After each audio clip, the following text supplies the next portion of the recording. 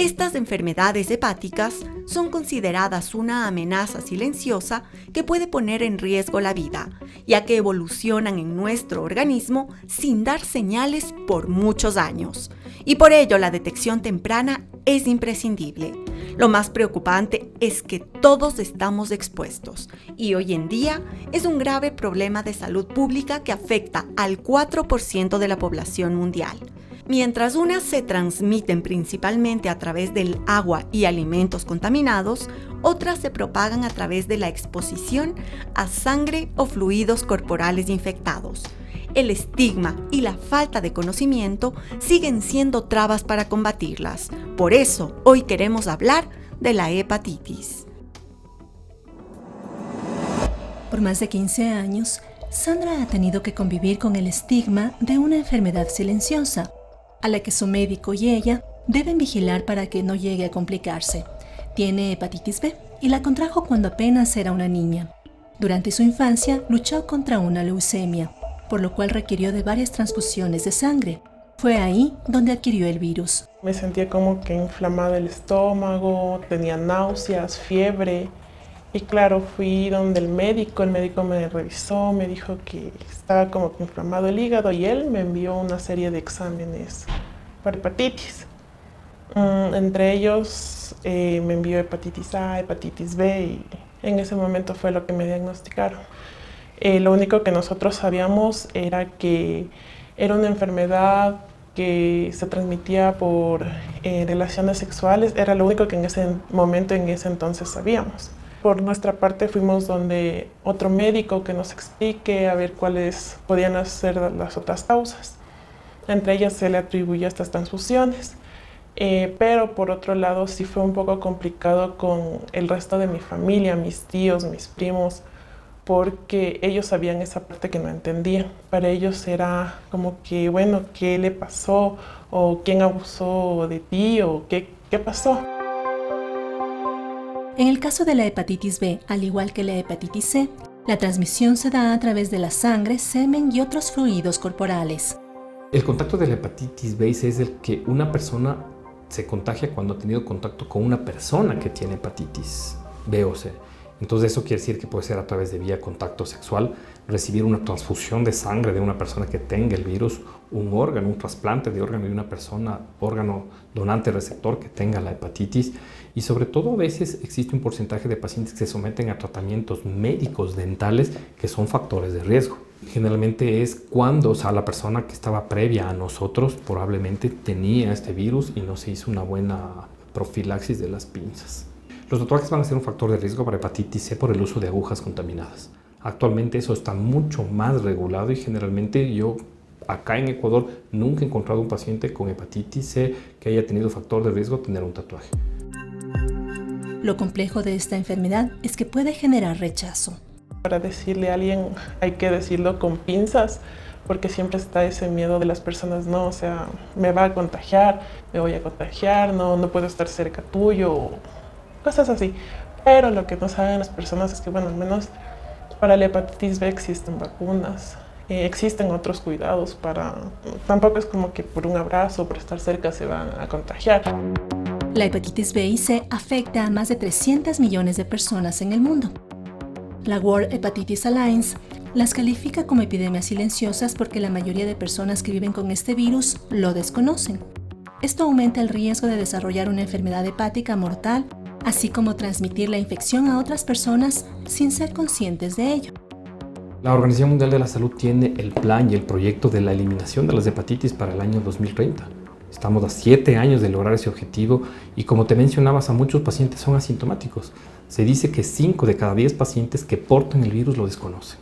Hicimos un estudio poblacional, que es el primero que se hace acá en el Ecuador, en una comunidad cerrada del Oriente. Esto lo hicimos en Sarayaku, hicimos con todos los permisos correspondientes y encontramos que más del 5% de la población en este sector tiene o ha tenido contacto con el virus de hepatitis B. Eso es altísimo. En estudios poblacionales, cuando se tiene más del 2.5%, se dice que tiene una alta incidencia de la enfermedad. Y que encontrar 5% en nuestro oriente ecuatoriano es preocupante. ¿Y qué pasaba en esas comunidades? ¿Cuál era la causa? ¿Por qué se estaban contagiando? No se sabe. Una de las teorías es cuando empezó la explotación petrolera, ¿sí? Que hubo una contaminación masiva de las pacientes. Y es por eso es que la idea es que hay mucha gente que desconoce que tiene y se puede tratar, que es lo principal, que hay tratamiento para hepatitis B y hepatitis C.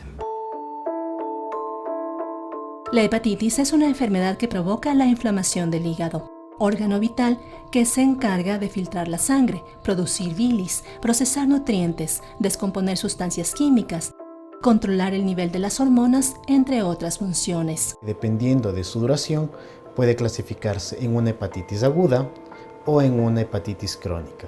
Generalmente el punto o el gran divisor de aguas entre estas dos fases es de 6 meses.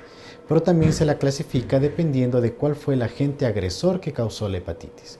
Pueden ser hepatitis tóxicas o hepatitis por medicamentos, pueden ser hepatitis por una determinada enfermedad sistémica, como las enfermedades autoinmunes, o pueden ser hepatitis por virus que afectan exclusivamente al hígado.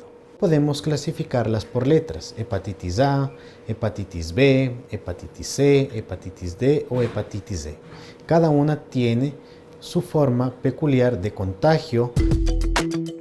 Que la hepatitis evolucione de ser aguda a convertirse en crónica depende del tipo de virus del contagio o de si la persona tiene otras enfermedades. Por ejemplo, los virus A y E se transmiten por el consumo de agua y alimentos contaminados. El virus de la hepatitis A es un virus que se contagia o tiene una vía de transmisión fecal-oral. En otras palabras, está relacionada con las medidas de saneamiento que tienen las ciudades. El principal grupo de contagio van a ser los niños. En la gran mayoría de niños, las medidas son prácticamente, ellos debutan de una forma asintomática. El niño puede llegar a su casa, sentirse un poco cansado, con malestar, como está con un poco de gripe, y los papis no le prestan mayor atención. Y al siguiente día está normal.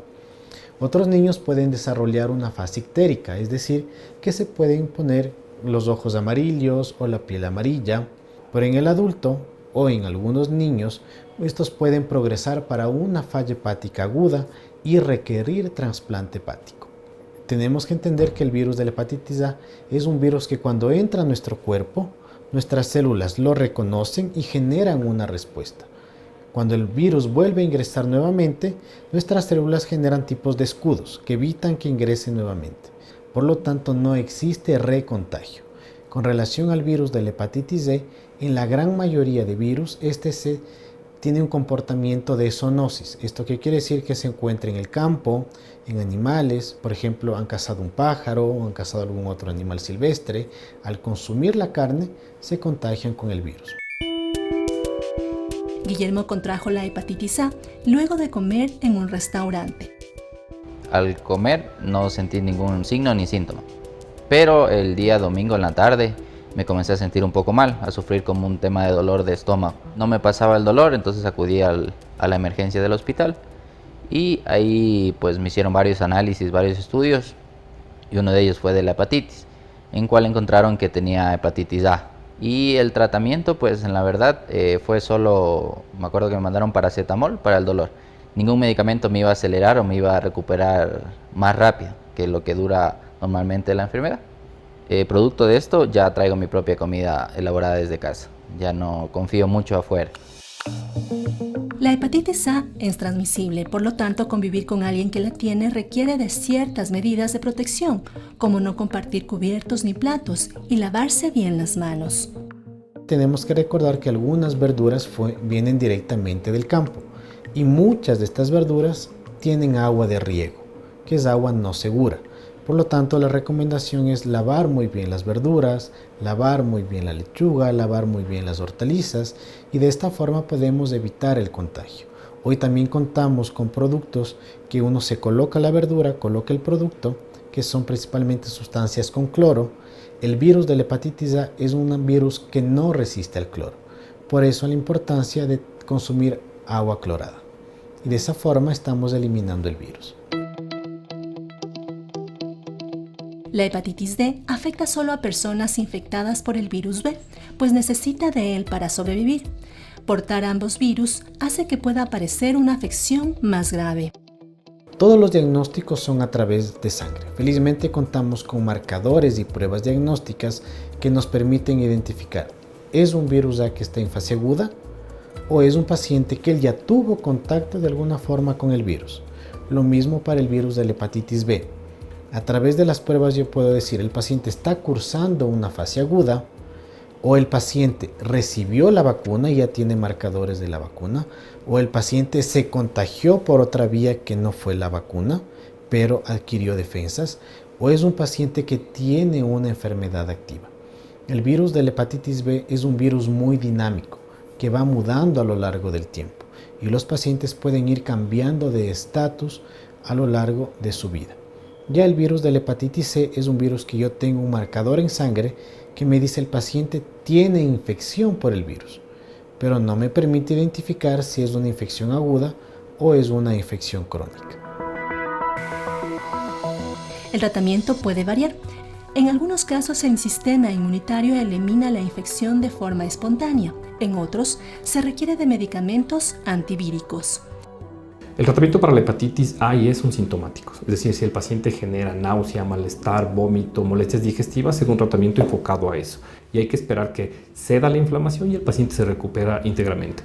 Y eso ocurre al igual con la hepatitis E. Con la hepatitis B y C, dependiendo del momento que esté el paciente, se va a dar tratamiento antiviral.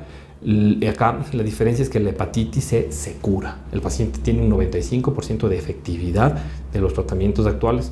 Lastimosamente en nuestro país no contamos todavía, ¿sí?, con la adquisición de medicamentos y sobre todo que estén en el cuadro básico para la hepatitis C. Tenemos tratamiento para la hepatitis B que se llama tenofovir y este es un medicamento que nosotros lo contamos actualmente en nuestro sistema de salud y hay pacientes que lo reciben y siguen toda la vida tomando el tratamiento. La persona que tiene hepatitis debe seguir una dieta saludable y equilibrada, ya que el hígado procesa y filtra todo lo que se come y bebe. Se debe practicar ejercicio físico regularmente, abandonar el consumo de alcohol, especialmente para pacientes que tienen hepatitis B o C, debido al riesgo de que la enfermedad progrese a cirrosis o cáncer de hígado.